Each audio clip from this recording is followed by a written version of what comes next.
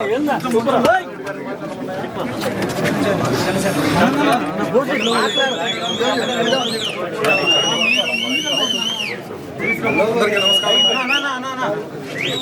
నమస్కారం. ఈరోజు నిరాడంబరంగా నామినేషన్ వేద్దామని చెప్పి మేడం గారు చెప్పారు.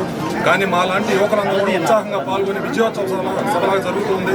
ఆల్రెడీ బీపీఆర్ దంపతులు గెలిచేశారండి. ఎందుకంటే చిన్న ఉదాహరణ, ఇందుకూరుపేట మండలంలో నిన్నగాదు మన జరిగిన ప్రచారంలో ప్రతి ఒక్కరు కూడా స్వేట పంపిణీ చేయడం జరిగింది. చాక్లెట్తో మాలతో ఘనంగా సత్కరించడం జరిగిందంటే ఆల్రెడీ ప్రజలు కూడా ఫిక్స్ అయిపోయి ఉన్నారు.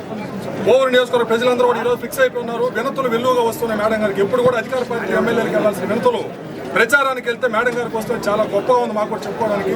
అలాగే విడవలూరు మండలానికి వెళ్ళాము. రాత్రి 10 గంటలకు ప్రచారం ముగించేసినా సరే డోర్లెంబడి ముస్లిం ముద్దుగా అలాంటి యువకులందరూ కూడా బయట కాసుకుని పడికాపులు కాస్తున్నారు. మేడం కోసం ఎప్పుడో గెలిచేశారు మేడం.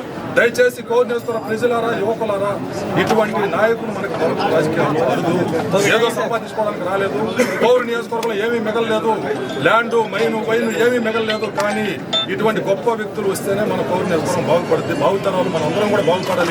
మా లాంటి యువకులందరూ కూడా ఉద్యోగాలు రావాలని అంటే ఒక రాజకీయాల చిన్న అభిప్రాయం లేనటువంటి బీపీఆర్ దంపతుల చూపు మన మీద పడాలి. దయచేసి అర్థం చేసుకుని ప్రలోభాలకు లొంగకుండా ఇటువంటి వాళ్ళని వెనకుండి నడిపించాల్సిన బాధ్యత యువకుల మీద. ముఖ్యంగా పవన్ కళ్యాణ్ గారి అభిమానులారా, మీరందరూ కూడా విశ్రాంతత తీసుకోకుండా ప్రశాంతంగా గెలవాలి అంటే అవిశ్రాంతంగా పనిచేయాలని జనసేన పార్టీ తెలియజేసుకుంటూ సెలవు తీసుకున్నారు. జై హింద్, జై జనసేన, జై పవన్ కళ్యాణ్.